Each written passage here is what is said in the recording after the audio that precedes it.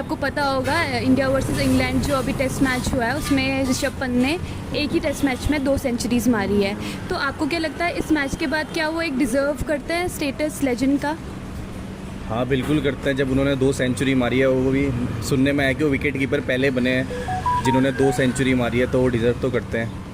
जी, status का legend पाने के लिए तो आप देख सकते हैं कि प्लेयर कहाँ से कहाँ मेहनत करता है, कितने साल देता है। मैं ऐसा नहीं कह रहा ऋषभ पंत ने भी कुछ किया है, मतलब ऑब्वियसली बहुत मेहनत करी है, लेकिन इन 2 मैचों के हिसाब से तो हम कुछ भी वो जज नहीं कर सकते, क्योंकि अभी तो एक ही सीरीज़ चल रही है, ये अभी कुछ सालों तक चलेगी, अगले मैच होंगे उनमें रन आएंगे, तो कंसिस्टेंट प्लेयर ही आप लेजेंड कहते हैं, कंसिस्टेंट प्लेयर को ही।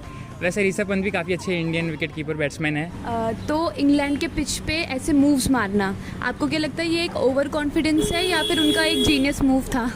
ये जीनियस मूव ही हुआ क्योंकि उन्होंने प्रूव कर दिया अपने को, तो ये जीनियस मूव हुआ मेरे हिसाब से। तो जीनियस है मैम, ओवर कॉन्फिडेंस तो नहीं कह सकते उनको, तो वो खेलते हैं उसे, इसलिए मैं ओवर कॉन्फिडेंस नहीं बोल सकते उसे, काफ़ी अच्छा खेलते हैं वो।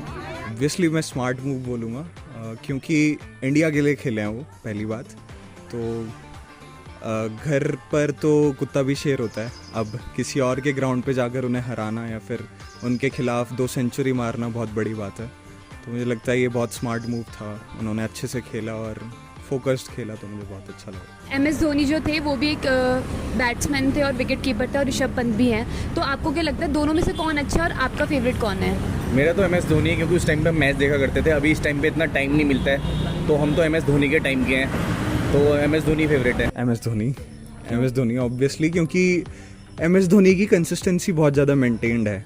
उन्होंने थ्रू आउट जितना भी इंडिया को विकेट कीपिंग और बैटिंग में मेडल्स दिलाए इंडिया को, वो मुझे लगता है कि ऋषभ पंत को पहुंचने में बहुत टाइम लगेगा उसमें।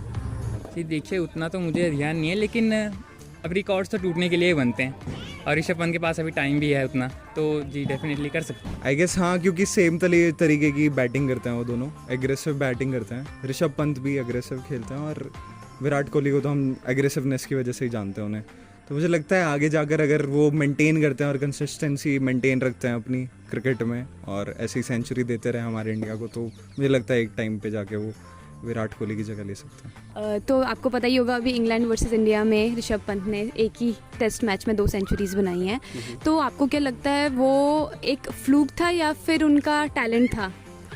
देखिए, अगर एक बनाई होती तो I would have said that it might be a fluke, but 2 centuries बनाई हैं एंड ऋषभ पंत काफ़ी टाइम से अपने आप को प्रूव करते आ रहे हैं, तो it's not a fluke, definitely उनकी मेहनत है एंड जो भी उन्होंने करा है वो उनकी मेहनत के कारण हुआ। आपको क्या लगता है कि इस मैच के बाद ऋषभ पंत को एक टेस्ट मैच का रेगुलर कैप्टन बनाना चाहिए? नहीं, अभी फ़िलहाल तो टेस्ट कैप्टनसी के लिए वाइस कैप्टन तो उन्हें ऑलरेडी रखा है, लेकिन अभी कैप्टनसी के लिए हमारे पास सुमन गिल है, तो सुमन गिल हमारे लिए बेटर कैप्टन है, क्योंकि लेटेस्ट में विराट कोहली रह रखे और उन्हें हमने क्या कहता है, हमने देखा कि उनका विनिंग परसेंटेज ऑलरेडी बहुत सारे कैप्टन से अच्छा है, तो अभी फ़िलहाल तो ऋषभ पंत कैप्टनसी के लिए। डू यू थिंक आज के टाइम पे जो यूथ है वो पंत जैसे फेयरलेस क्रिकेटर से इंस्पायर हो रहे हैं?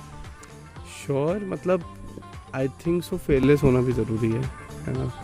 आप जब T20 खेलते हो, जब शॉर्ट ओवर्स का कोई गेम खेलते हो, तो you have to be fearless over there, क्योंकि अगर आप वहाँ पर थोड़ा झिझक के खेलोगे तो माइट भी आप रन अचीव ना कर पाओ या रन ना बना पाओ, तो वहाँ पर एक वैसा खिलाड़ी भी चाहिए होता है, एंड आजकल का जैसे फॉर्मेट है, तो आई थिंक सो वो होना भी ज़रूरी है। सेलिब्रेशन करा था ऋषभ पंत ने इसके बाद, आपने देखा था वो फ्लिप मारी थी, तो आपको क्या लगता है वो एक जेन्युइन सेलिब्रेशन का मूव था या फिर वो अपने हेटर्स को दिखा रहे थे कि ये मेरा कमबैक है?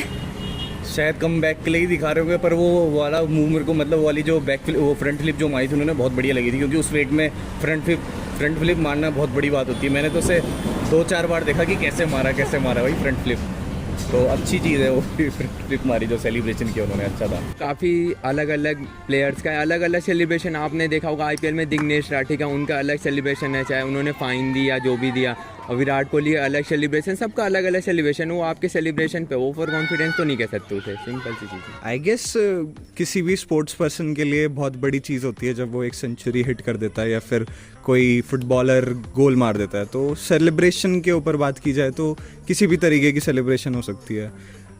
तो मुझे लगता है ये बहुत अच्छी सेलिब्रेशन थी उन्होंने जो फ्रंट फ्लिप मारी। तो ये एक तरीके से किसी जो लोग बोल रहे थे कि आपका कमबैक नहीं हो रहा है, आपसे खेला नहीं जाएगा, आप फिट नहीं हो, तो मुझे लगता है उनके मुंह पे तमाचा मारने जैसा है कि फिट तो हूँ, 100 मारने के बाद भी, सेंचुरी मारने के बाद भी मैं फ्लिप मार सकता हूँ, इतनी एनर्जी है मेरे में। तो I guess it's just a method of celebration. हर लोगों का अलग तरीका होता है। विराट साहब बेन स्ट्रोक्स बोलते हैं, तो हमारे पंत साहब फ्लिप मारते हैं।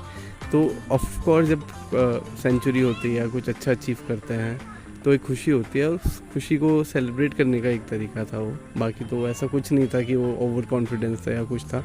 It's just that it's what a celebration.